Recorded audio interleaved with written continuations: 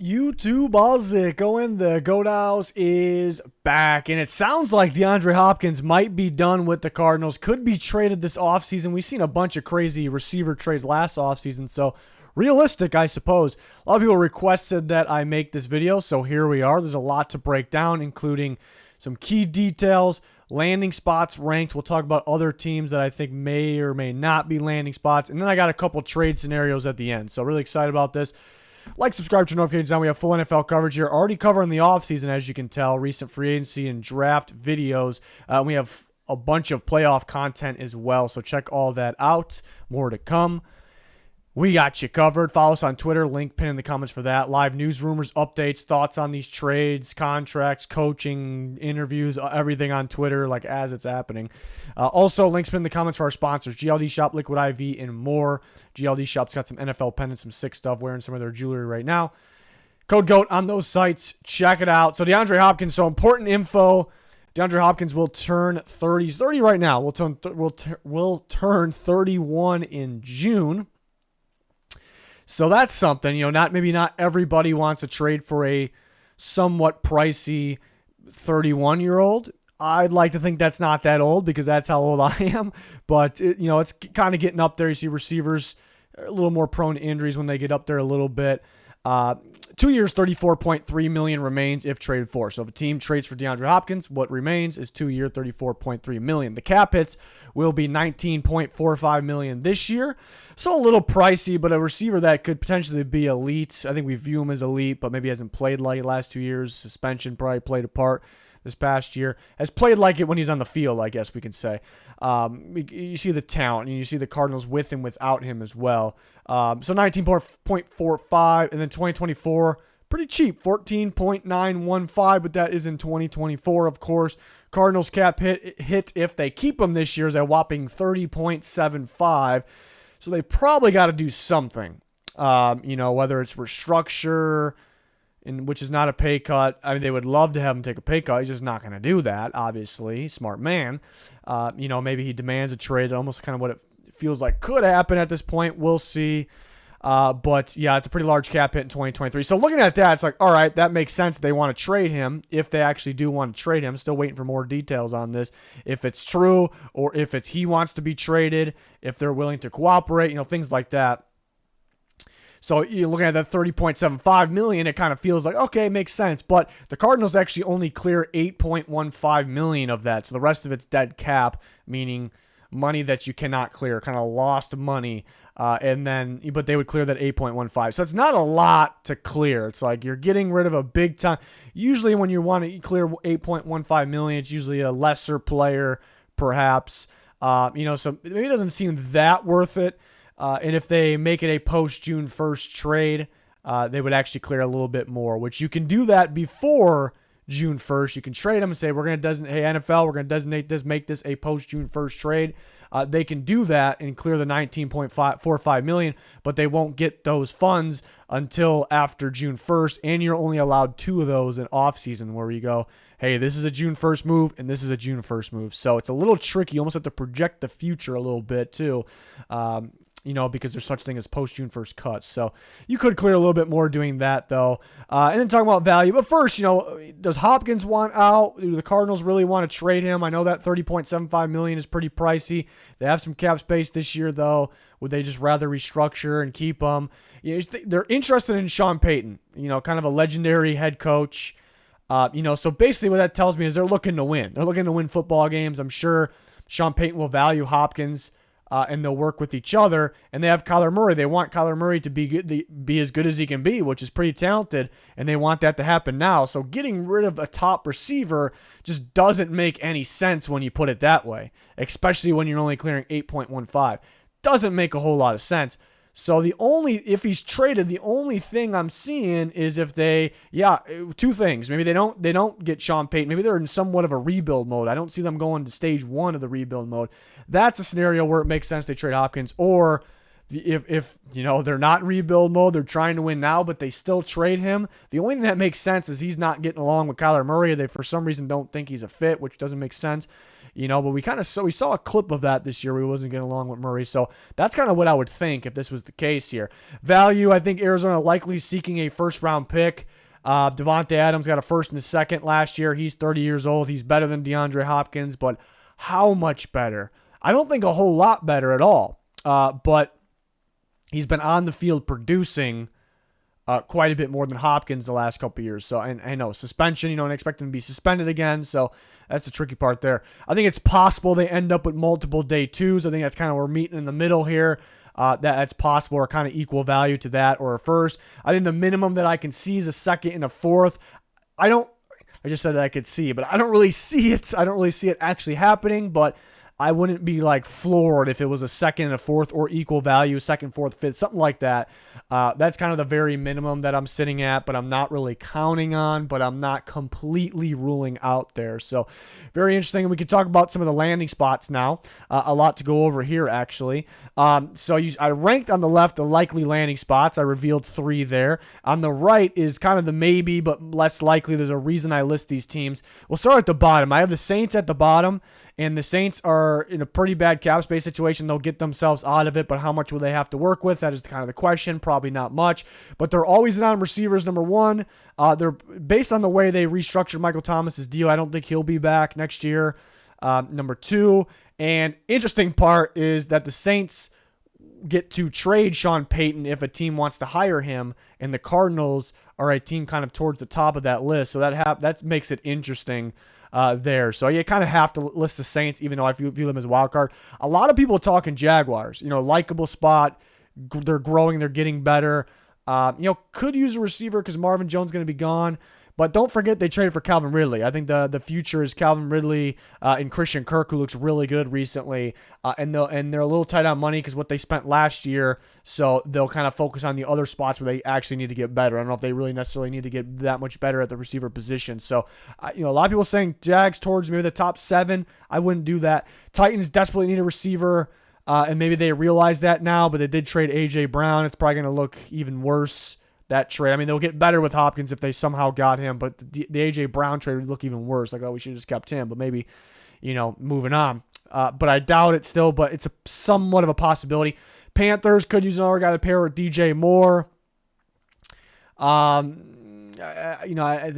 They can clear some space, but I'm thinking, again, some tiny percentage, but I just don't think it's going to happen. The Falcons definitely could use a receiver. Don't have Calvin Ridley next year because they traded him to the Jags. It's just a rebuild type team. Still have questions at quarterback. They do have a lot of cap space, though. Remember, he's going to be a 19, even though it's kind of cheap, 19 point whatever million this year, 14 point whatever next year. Even though it seems, I don't want to say cheap, but somewhat cheap for DeAndre Hopkins, it's still pretty pricey. The Falcons actually have the cap space. And the Texans are returned to Houston. They need a receiver. So, yeah, I think some people probably would bring them up, but still kind of in that rebuild process. The Packers could use that guy because they don't have Devontae Adams. Receivers, drops, running the wrong routes is an issue this year. They want to keep Aaron Rodgers happy, so possibility. Pretty tough cap space situation. Don't think they can afford to bring in somebody like this. Also 31 years old, too. Maybe go with the younger receivers. And the Bears, who I see a lot of people mentioning, because they could use a receiver. They have the most cap space in football. That's big. I just don't know if the Bears would be that interested. Yeah, they're still in that rebuild process. I don't think, they want to make that team better so they can do some kind of competing next year. But I don't think it's really at the top of their priority list to be a contender or be a top team next year or a win now team necessarily next year. And they're still, I think they're going to turn around pretty quick, but that could be like 2 years, this offseason, next offseason. So do they want to trade for going to be a 31-year-old receiver? That's a little pricey, even though they have the cap space, when they're still kind of just focused on the future. They're not going to win a Super Bowl right now. I don't think they would want to do that. Also, they traded the first overall pick in the second round for Chase Claypool, an ex-receiver that could kind of be part of the rebuild. Maybe unlike Hopkins. Maybe they roll with him, Mooney, some of those other guys there. And maybe pick up a guy in the draft, another young guy perhaps, or sign somebody like spitballing here, like a Paris Campbell. That makes a little more sense. So I actually don't think the Bears will be interested as much as their fans are right now, I've noticed. But I can't completely rule it out because, again, they have a lot of cap space. They could use a receiver. It just, for the reasons I explained, it doesn't make a whole lot of sense. for the Bears, and would Hopkins, how happy would he be there, because they are mainly a run-first team right now still under Justin Fields. So I don't see it as much as some other people see it talking there. So some of the teams on the list are, other people are talking about. I don't really see it, but can't rule it out. Some other teams are kind of wild cards there, but kind of going to my likely landing spots here. I put the Niners at 7. Haven't heard anything about the Niners, but they might roll with Purdy and Lance next year, which is pretty cheap when it comes to cap hits for the quarterback position, and they'll have a little bit of cap space. They'll let Jimmy Garoppolo walk so they can afford to spend the money elsewhere. We know that defense is going to ball out no matter what. They have some pieces there already.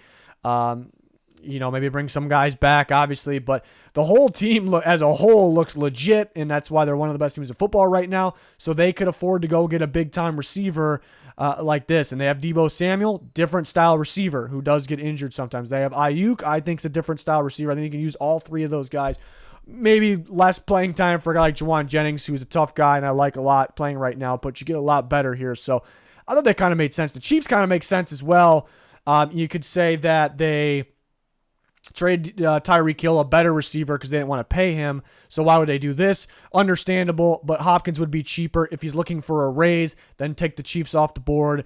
But they're going to lose Juju Smith-Schuster, little bit different style receiver, but they could use another body, more consistent body. And they like to switch it up a little bit year after year. They're going to be dominant no matter what, but they switch it up. They become a little different, a little bit more of a challenge in the game plan. And they have some cap space next year. Believe it or not, with all the guys they have and they have to pay, they have some cap space next year. They do have to figure out the Orlando Brown Jr. situation, whether it's tag, sign, or let go. But I think that's actually somewhat of a possibility. The Browns at 5, a little bit more of a possibility than the Chiefs and the Niners. Chiefs and Niners kind of in that bottom tier of the top 7. Browns next. They have Deshaun Watson, so familiar with each other. Hopkins and Watson, they want to get better. They want Watson to be as good as he can be. They want that pass game to be as good as it could be, better. And they're kind of short on receivers too. They have Amari Cooper, who's fantastic. After that, don't get me wrong, they got some guys that can play, maybe not the most consistent guys, so they would get better, and then they have that connection as well. The issue is the cap space, mainly because Watson, so very tight this year, next year, for the next few years. There's always a way to clear space. Browns don't have a ton of ways to clear that space. Some teams do, some teams don't. They don't have a ton of ways, so they might put themselves in a little bit difficult of a spot, but only under contract for 2 years there. So, but I think because the connection, I need a receiver, the connection between Watson and Hopkins, you throw them in there. Coming in at number 4 is going to be the Dallas Cowboys. Like the Cowboys for them, they're kind of in the market for a receiver. They traded away a very good receiver in Amari Cooper, who's with the team we just talked about, the Cleveland Browns, and it feels like they know that they've needed a receiver to add with the other group of guys they've had all year. And, they wanted to get Odell Beckham Jr., didn't fully pass that physical. They get T.Y. Hilton, who's playing all right for them, but they're going to be looking out for a receiver. If they're going to go for a big-time guy, they're going to go for a legit guy like Hopkins, so then that made some sense as well. A little tight when it comes to the cap. Probably would have to borrow future money. And then that's the tough part. Also, would they just rather sign Odell Beckham Jr. again, because there was some interest in free agency? That's a possibility as well. So the Cowboys and the Browns are I can flip those almost kind of in the same boat at 4 and 5. At number 3, and after I reveal the top 3, we'll go over trade scenarios, but I got the Baltimore Ravens, who desperately need a wide receiver. They have a ton of cap space. They've already used some of that. Still looking for that layout, waiting for that layout, but on Roquan Smith. But they have a lot of cap space, future cap space. They have to pay Lamar Jackson. So I guess that's the negative here. Maybe why he wouldn't go to the Ravens is because they are going to spend a lot this offseason. But don't get it wrong, though. They can still make it happen. It's not like they can't make it happen because they paid Roquan Smith and they're going to pay Lamar Jackson most likely. So they need a receiver pretty bad. They haven't been afraid to make these splash trades, that's for sure. But something they have been afraid of for some reason is receivers, or paying receivers, or going to get the polished receiver. So that's the doubt that you have. But mainly they finally have to kind of give in and go get a sure thing receiver that I think they'll like Hopkins' play style at the same time. So maybe this is the time, but maybe they're still a little stubborn when it comes to the receivers. So that's a tough one there. I almost think the Ravens, Cowboys, Browns kind of in the same boat. Top two are kind of in the same boat. I got the New York Giants at number 2. They'll have some free agent receivers coming up, so that by default makes them they need receivers, but they need receivers even with all the guys there. They need somebody else. They need this guy, a better version of a Kenny Golladay who didn't work out for them as an outside receiver. I mean, Isaiah Hodgins looks like their best receiver right now, which they can keep him around, but you get even better here, obviously, with DeAndre Hopkins. They have a ton of cap space, the Giants, one of the most in football, so they kind of check that box as well. They have that late first round pick, so if they're demanding a first, maybe they would part with that. But you look at who they got. They got Joe Shane and they got Brian Daboll, who both are coming from the Buffalo Bills, who kind of knows what it takes to build that team, know what a good team looks like, but understand when to go get a guy like DeAndre Hopkins. They traded for Stephon Diggs that elevated that offense. Really, it really helped that offense and helped them take that next step. So they won't be afraid to go get that guy. It just is DeAndre Hopkins that guy for them. Definitely could be. So that made some sense to me because they could afford him.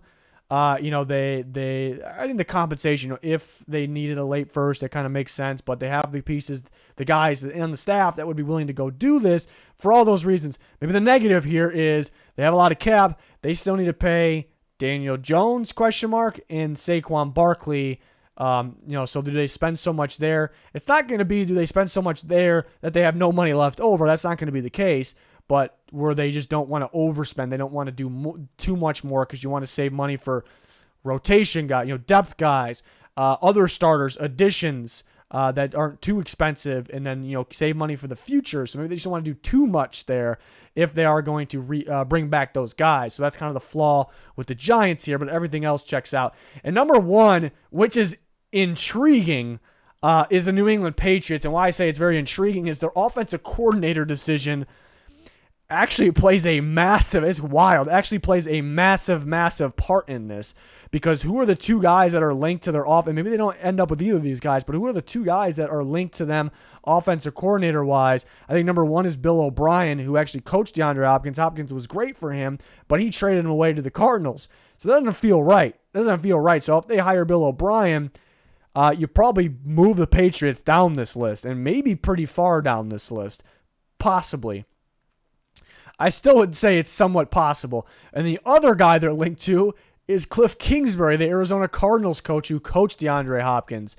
And I don't think Hopkins, Kingsbury have a problem with each other. I don't think so at all. But maybe because Hopkins, wasn't playing at the end of the year, I think they were kind of just throwing in the towel for the most part. And it sounds like he wants out more so now. Kingsbury's gone. So interesting situation. I think maybe it increases the chances. You can argue either way. If Kingsbury's there, maybe it decreases Bill O'Brien. But everything else kind of checks out. They have a ton of cap space, the New England Patriots. Ton of cap space right there with the Giants. They have a need at receiver. They have a couple guys that are either going to go or they may let go as well. I don't think that, even though Jacoby Myers is a likable piece there, I don't know if they re-sign him. So they want to get a better receiver. They got a bunch of decent receivers. They want to get a better receiver. I could see Bill Belichick liking Hopkins, going out and getting this guy, and that can elevate Mac Jones' game. And they're going to bring another offense coordinator, so they're going to want to put this thing all together here, so that it makes some sense for all those reasons. Just the OC thing makes it even more intriguing here. So I put the Patriots at 1. It could change based on who they hire at the OC position, and then some trade scenarios. We'll start with the Patriots. They have kind of an earlier first round pick, so I don't think that would happen. The issue, compared to like a Devontae Adams who's 30. He got traded for a first and second. Adams is better, but mainly Adams has more, has been on the field, more productive the last couple of years. So a little safer at the same time, but could be a first round pick, but not for that early one from the Patriots. So you go to second and a third going to the Cardinals, but you also throw in Devontae Parker, which the Cardinals probably would like to have another, X receiver out there. And that could contribute. And the Patriots, I don't know if would have that much use for him, so kind of can clear a little bit there. The Patriots get, in this scenario, in my opinion, DeAndre Hopkins and a 6th round pick, so a later pick thrown their way. So that made some sense to me. It could be without that 6th pick or a 7th possibly in there. That made some sense. 2-player trades aren't too common, so maybe a little bold adding Devontae Parker, but it kind of just gives you an idea what it could look like here. It could be the second and the third for DeAndre Hopkins straight up. So I thought that made some sense. What is the 14th pick I believe the Patriots have? I don't think they would trade that for DeAndre Hopkins. If they did, they would probably get some. Maybe it's a swap, second or third back, to the Patriots, start getting more creative there. So this is a scenario I came up with, my number one ranked team in the Patriots. And then next, I put two teams up there, Ravens and Giants, because it would look the same, in my opinion. First round pick, which those teams pick, they're in the playoffs. They pick a little bit later in the 20s. So that late first round pick. And maybe no one would trade a first because, again, is he an issue? I don't really think so. But he didn't play a full season these last 2 years. So that might be the thing. He's going to be 31. So that might be the thing on why it doesn't take a first round. It won't need to take a first round pick. But here's kind of the scenario if it did. And I think a pick could go back to whether it's the Ravens or the Giants or another team trading a late first, fifth round pick there, because maybe just not alone, just a first round pick. Again, because he hasn't fully played the last 2 years, a full season, I should say. So, but I do think those teams it's a possibility. And then let's get a little creative here. How about Amari Cooper? Because the Browns could have interest in DeAndre Hopkins because they want to get better at receiver, but mainly because they have that connection of Deshaun Watson. But they're tight on the cap space, so they're going to need to trade a player. So Amari Cooper, and I actually have a straight-up player for player. And originally I was like, I think most of us think Hopkins is better than Cooper, more overall, more talented. We know Cooper's really good, but Hopkins seems elite at times. So maybe the Cardinals should get something back. But then I'm thinking Cooper's 2 years younger than him. He's 28, 2 years younger than him.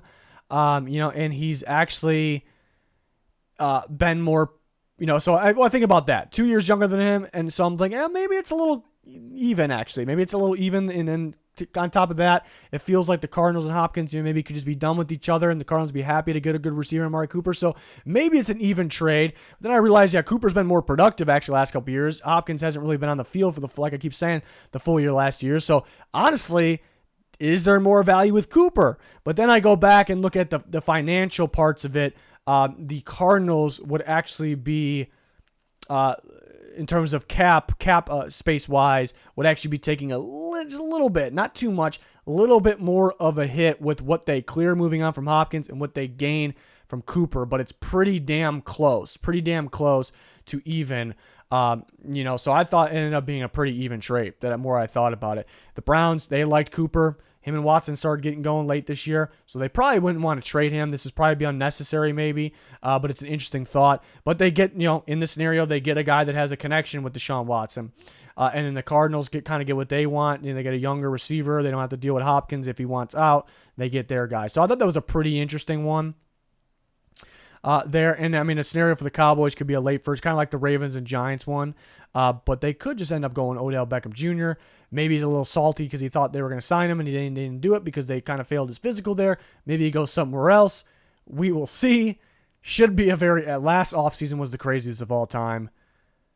So this one I would expect, maybe it won't be as crazy, and that's okay. But I expect it to be pretty entertaining here. So that's all my thoughts on DeAndre Hopkins. We kind of covered a bit of everything in this one, so hopefully you guys enjoyed it. We're always talking with you guys on Twitter, live news, rumors, updates on there.